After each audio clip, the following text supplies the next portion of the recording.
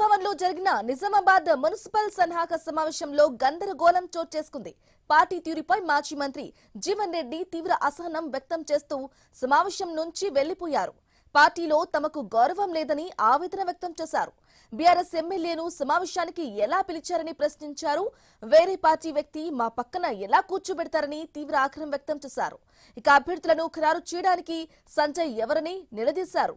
BRS తో కొట్లాడిన మాకు అన్యాయం జరుగుతుందని వాపోయారు.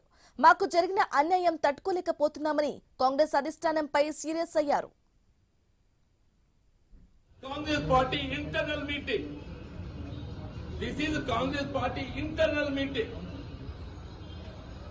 కాంగ్రెస్ పార్టీ అంతర్గత సమావేశానికి ఏదైతుందో వేరే రాజకీయ పార్టీ మన ప్రత్యర్థి పార్టీ, బీఆర్ఎస్ పార్టీ మన ప్రత్యర్థి పార్టీ, మన ప్రత్యర్థి పార్టీ శాసన పక్కన పిలుస్తుడు పెట్టుకొని మన అంతర్గత సమావేశం స్థానికతో ఎదుర్కొన్న అంశంపై ఎట్లా చర్చిస్తామే?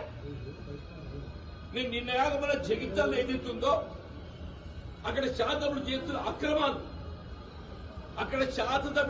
అక్రమాలు, నేను రోడ్డుపై కూర్చొని ఏదైతుందో అన్ని వెలుగెత్తి ఆయన చేస్తున్న దోపిడీ